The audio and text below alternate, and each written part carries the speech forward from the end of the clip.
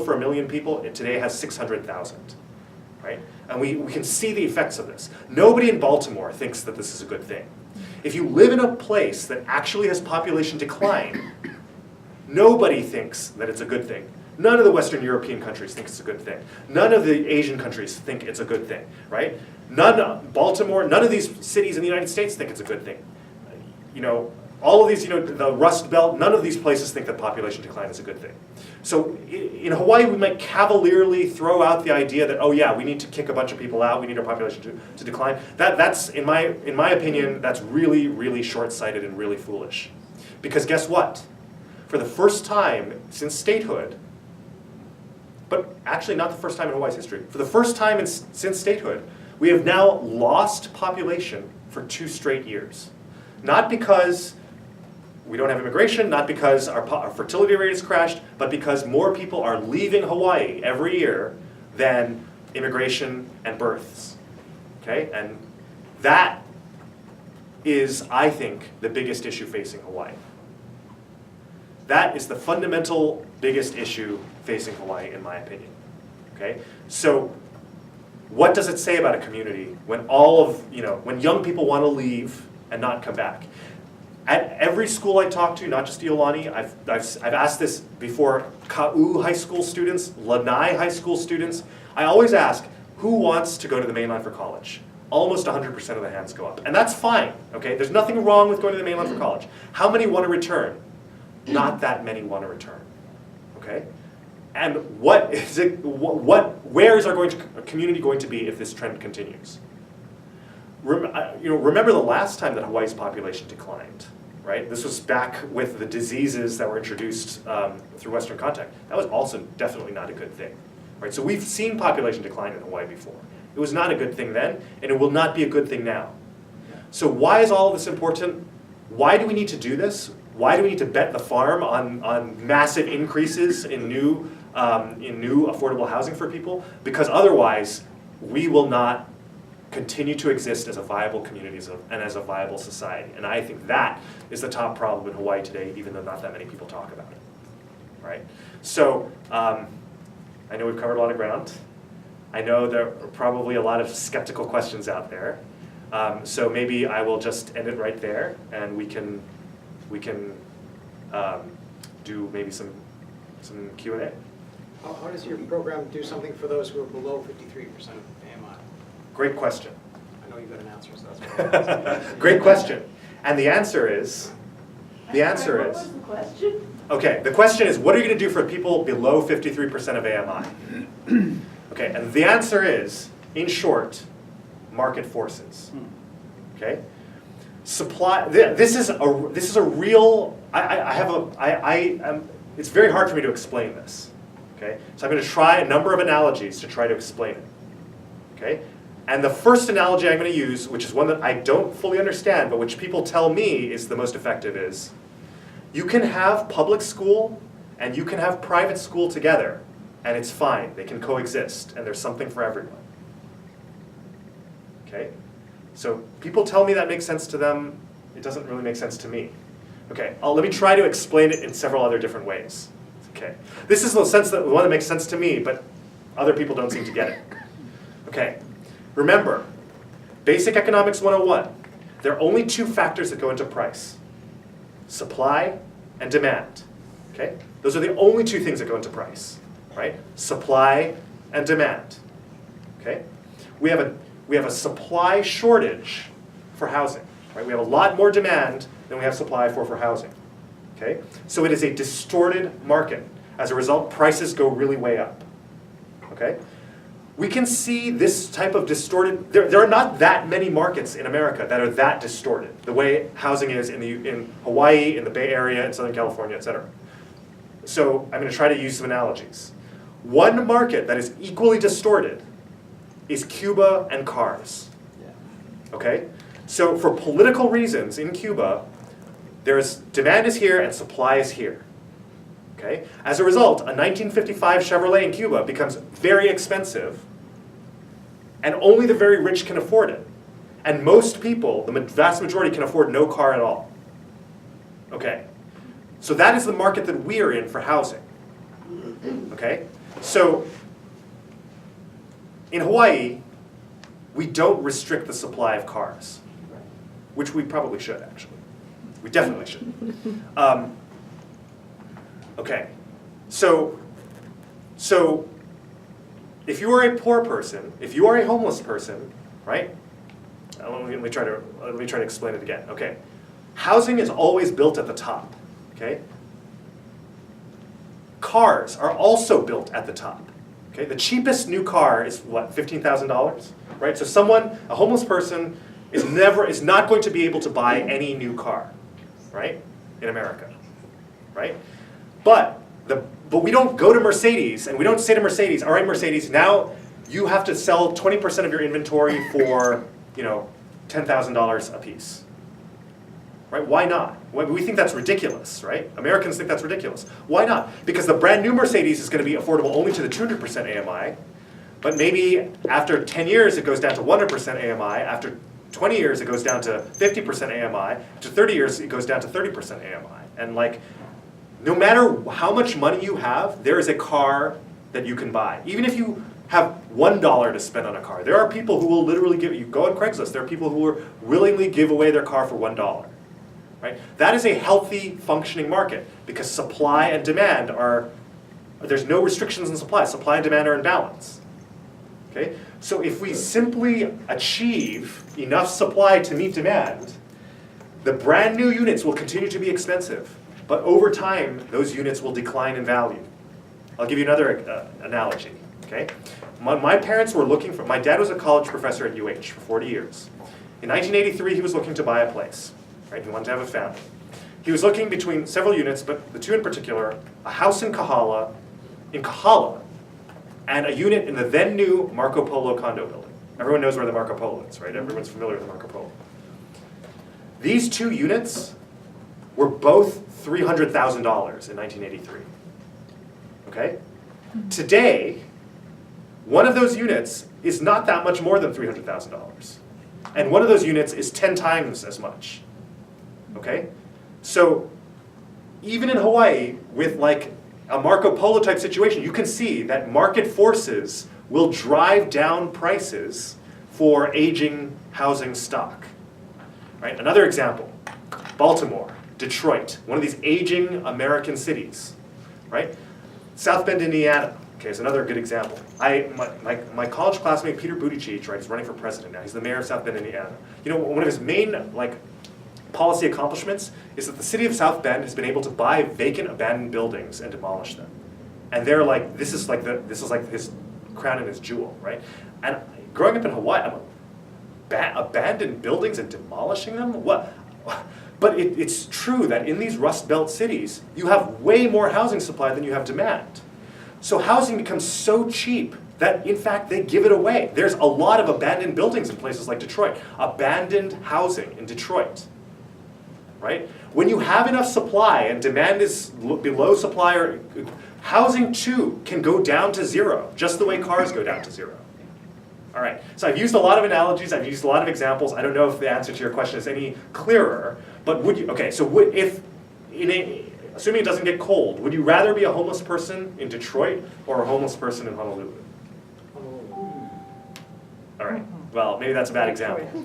But I would say that the homeless person in Detroit can squat in one of these abandoned buildings, so that at least they'll have shelter, right? And they're not really homeless. That's true. Well, they're still homeless, but then they become sort of invisible homeless. Yeah, they become less conspicuous, which I would argue is not necessarily. I think the voters of Hawaii want to do something about homelessness because they can see them every day, right? Whereas in Detroit, maybe they would think, well, we don't have a big homelessness problem, so we're not going to do anything about it. So,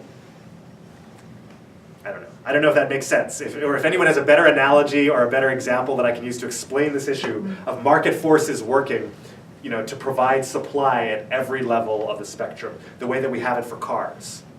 Okay, all right. So, yes. I think I was just reading about the Singapore plan, and for people who are really poor, to get them in housing, they have something called a Provident Fund, where they basically just give them the money to buy or rent or whatever it is, these units. Do you have a plan like that for Hawaii? Yeah, actually the Provident Fund, the Central Provident Fund, is a forced savings fund. It's not a giveaway fund.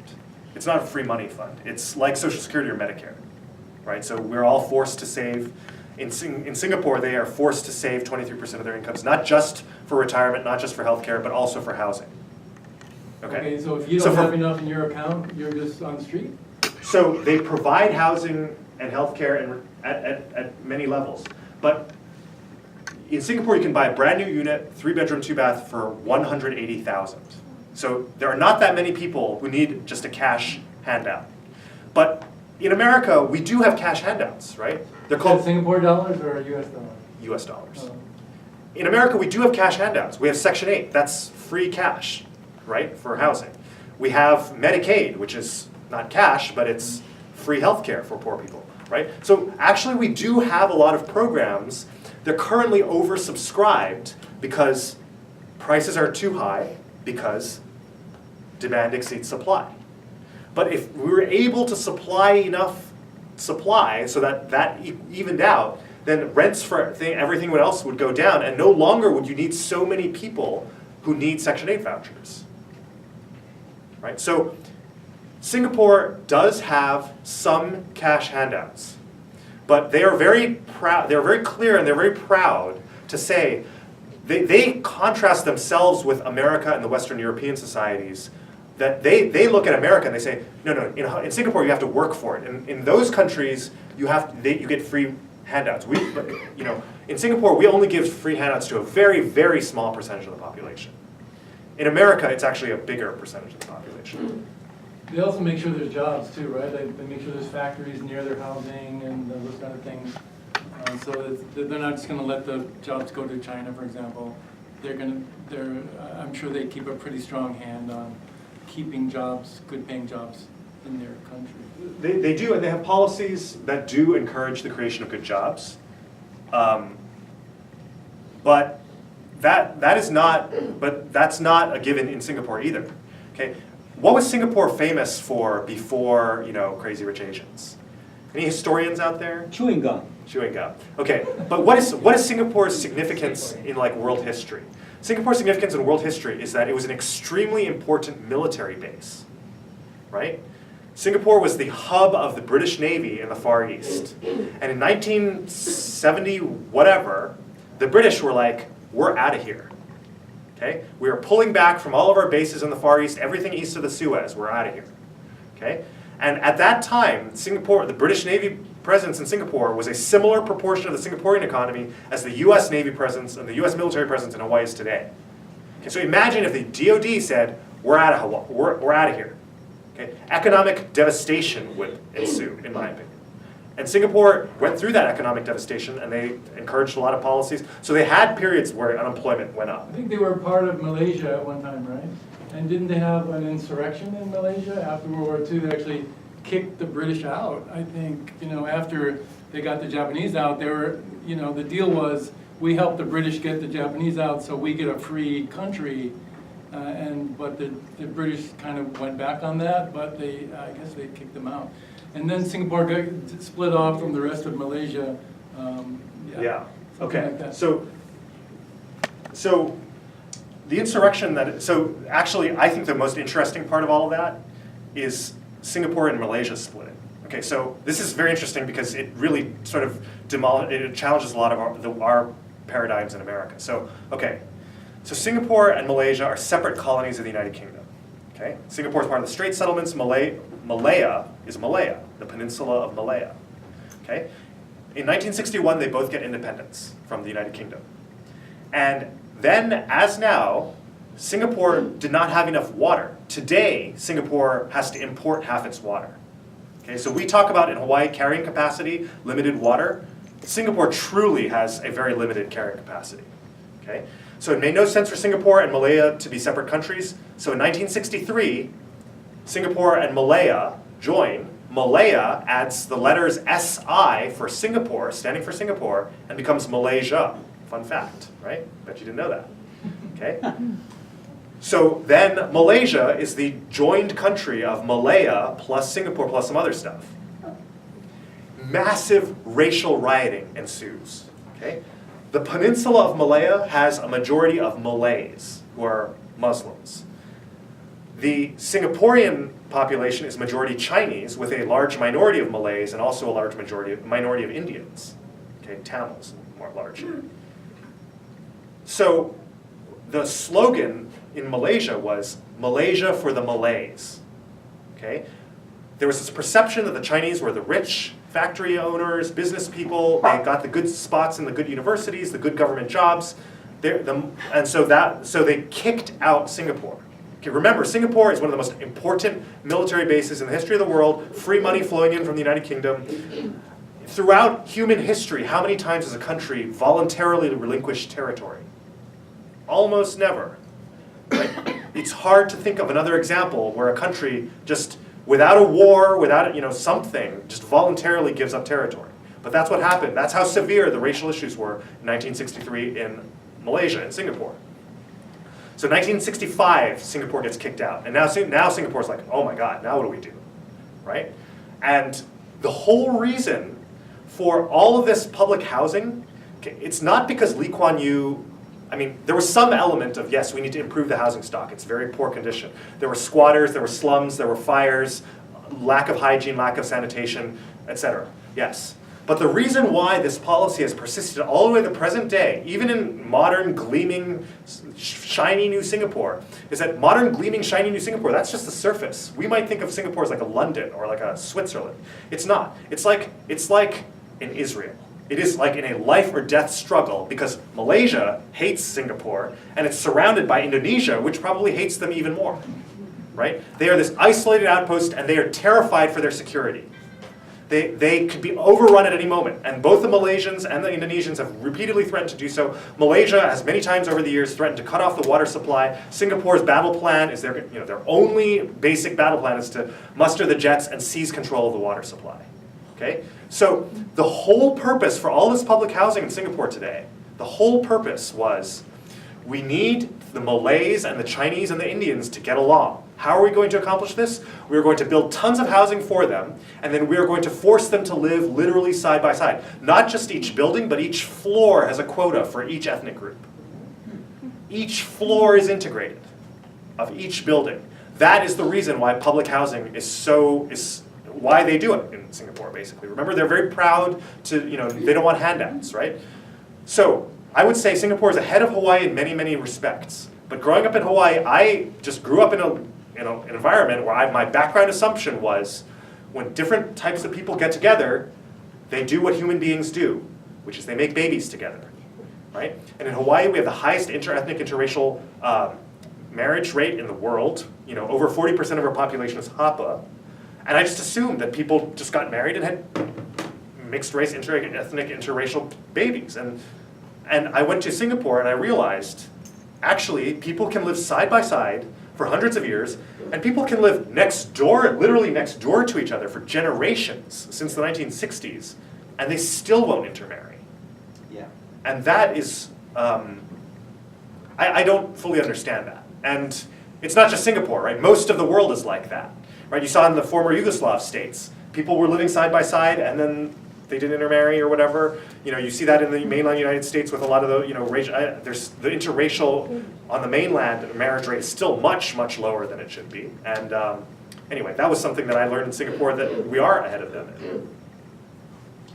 So my first marriage was with a man from Singapore, not legally recognized.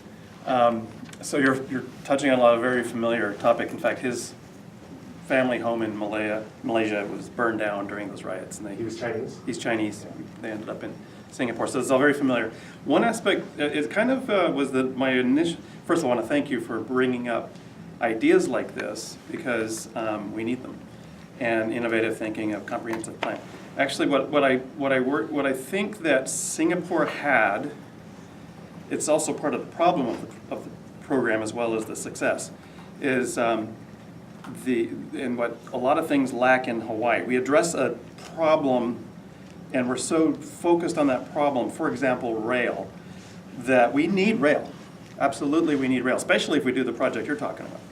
We're going to need transportation that allows people to walk, allows people to use bikes, allows people to not have those cars, reduced parking and all that. We need rail, but we need rail planned comprehensively with the community, what the community is going to look like in the end. not just what the rail is going to look like, but what the whole community is going to be. So with Singapore, for all the history that you're reminding me of, I got lessons from my partner who's now back in Singapore, and we're not together, but was that it was also highly socially engineered. So they had a comprehensive plan, and some of the ethnic stuff you're talking about, they got some pretty wacky ideas too that went along that would be very objectionable to us in our society, very anti-democratic, not a free society in many ways. And so we would need a comprehensive plan that reflect Hawaii culture, and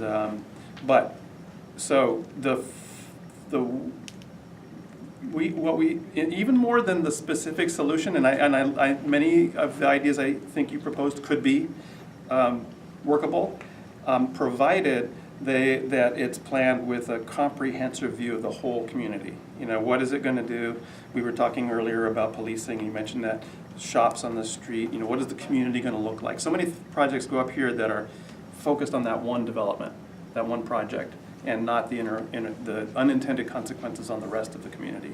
So that's, and to solve it, now another example that I think was very successful, not in the housing but in the transportation problem, is the city of Portland, where I went to college and grew up as a young person, and they did have a vision that became policy of what the community would look like after the transportation is built, and so they do have parks that are not just a piece of green space that everybody forgets, but they have like activities and events, and that the city sponsors that happen, arts, music, events, so people use it regularly as part of the culture there, and it's not just a piece of green space that gets forgotten and misused.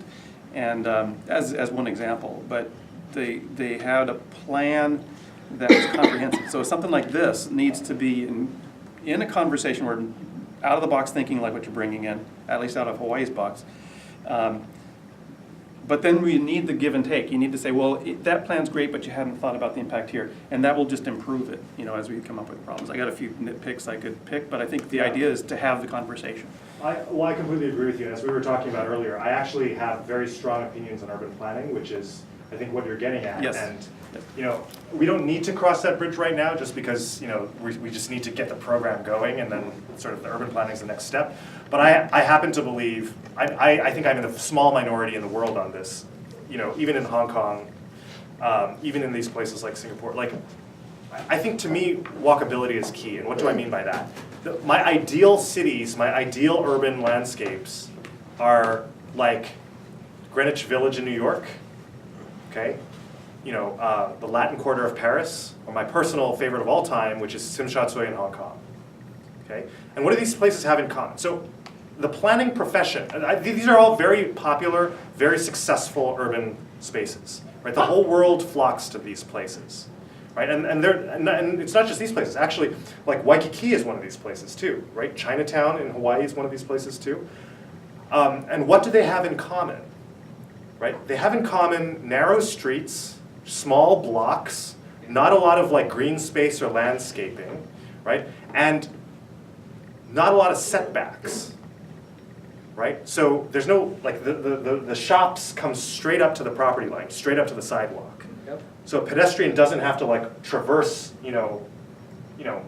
pedestrians are really lazy. They're not gonna even go from this distance to the wall to enter a shop, right? They're only gonna enter the shop if it's right here, right? And so,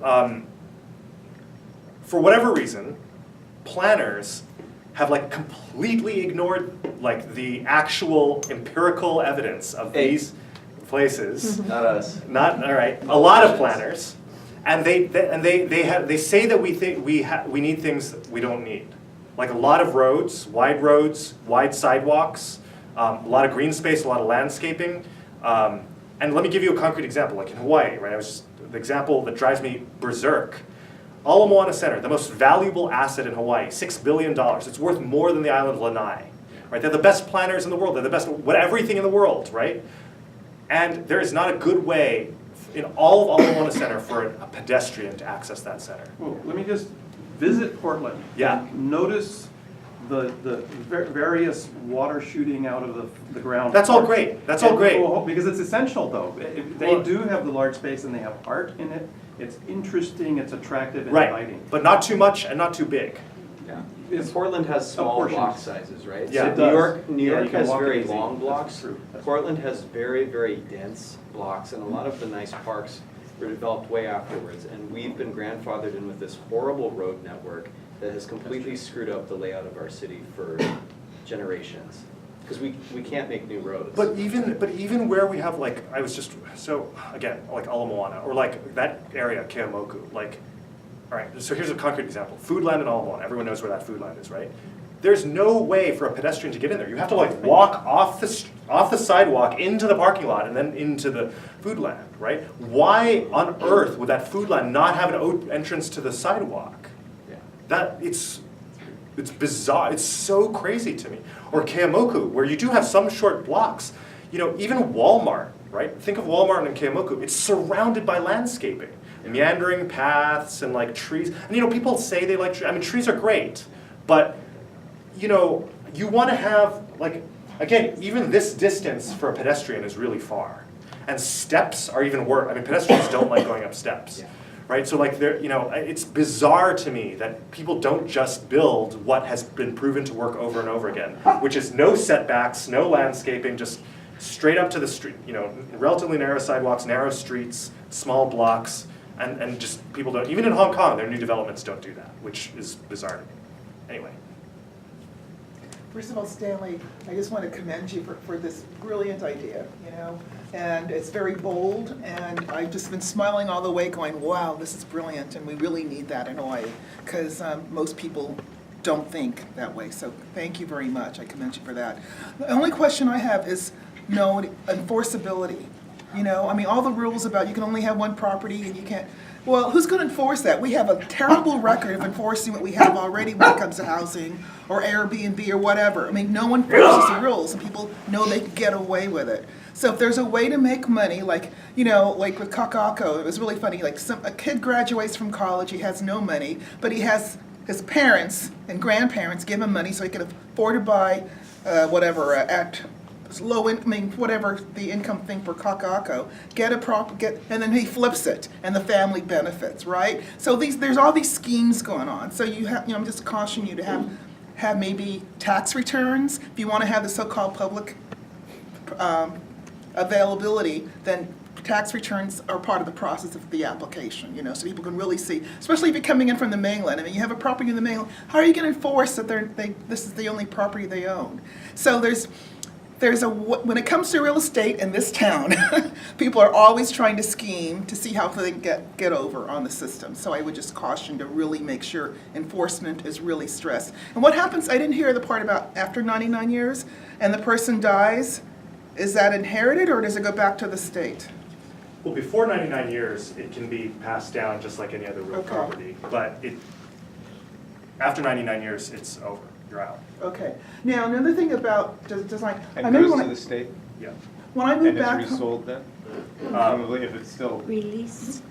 I don't know. I mean, I don't know. Maybe someone will come along in 99 years and have even better things to do. But to expect us to know what, you know, 99 years in the future will be It goes like back to the It's a market. big expectation. Yeah, also about the planning of Honolulu, because after spending many years, I moved back home on the mainland, and I was surprised to see, I remember going to a function with some city planners, and I said, you know, people driving around, just looking at Oahu, it must have been designed, I was just making a joke, it must have been designed by somebody from Santa Clara, California, because it doesn't make sense. And the guy told me afterwards it was, you know, because it was designed by planners who think California, which is tons of landmass, whereas Manhattan is an island and Honolulu is an island. So it's a totally different way of thinking, you're right. There's too much, really a lot of stupid planning from the very beginning by Californians, and Hawaii has not adapted. It needs to adapt to a different mindset of really limited urban planning, like Ala Moana, you're right. So Yeah, I totally yeah, agree. I love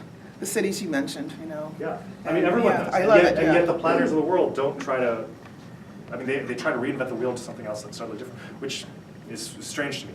But, you know, again, on the enforcement, I think we can have pretty foolproof enforcement because we can ensure that John Bickel has walked through his door at least 270 different days of the year. We can also ensure that, you know, the owner, like if there's non-tenants who are coming in, So there's two problems. One is John Bickel is not actually there. He's not occupying it, right? And the other problem is someone's occupying it, but it's not the owner, okay? Like the Airbnb problem, okay? But both of them can be, I think, enforced pretty effectively with modern technology. So if somebody who does not have whose face is not in the database walks through the lobby, then we can know, I mean, the lobby, whatever, they can know and prevent the entry of this person very easily. Now, I think, again, this is the level of security and enforcement that will be needed, but it also produces a whole secondary set of problems that we will have to deal with, because let's say John Bickel's, brother loses his job in Colorado and wants to move back in with him. I think we'd all say, well, that's a pretty legitimate, person to live with John Bickel. But wait a minute, that brother's face is not in the database. He is not an owner, right? Does he get the right to live with John Bickel? I mean, I think so, but like these things are going to have to then be worked out. Or what if so-and-so, John Bickel's son gets a significant other who wants to move in with them, right? That's how people are these days, right? Boyfriends, girlfriends, whatever, they move in together. Well, that significant other is not an owner, right? It's not the child of an owner. Then then you might say, well, not even that person, because that person might register as a girlfriend, but is really a renter, right? We're gonna have to make some uncomfortable choices, but I think those choices will have to be necessary Well, I'm because talking about of the this. wealth, people here are interested in creating wealth for their generations. So by having, where the property after 99 years you can't, and then they'd be able to have the appreciation of like tripling in value. That doesn't happen. So maybe this particular property what you're talking about is not for those that are looking for wealth creation, because that's really crazy here. How do I really bring in wealth and create it for the generations and the families? Well, it would just have to be something other than real estate. Then wealth would need to be Right, but in Hawaii it's real estate. right. Yeah, But, totally. but with Yeah. this model, Because yeah. because real estate is not a productive asset. I know. Right? It's not a small crazy here, business, but it's not a that's how it is startup or here. whatever. Just because it's Now, offensive. I'd like you to ask a question. I appreciate your thoughtful presentation also, but I wanted to revisit this issue of growth and development. Every time this is brought up, public policy people tell us we will always continue to grow, we'll need more housing stock, and in accordance with that, we'll need more jobs, we'll need more tourism, on and on and on. The problem is, we are operating here on Oahu, in this case, on a finite space. And unless volcanoes are going to lay down more land, that's the reality that we're dealing with. So when people talk about growth and development, it's going to continue on, and you've kind of expressed that yourself. My question is there not some cap or an end game here? I mean, I've watched population in Hawaii go from 600,000 to whatever it is now, 1.4. I mean, unless we're intent on creating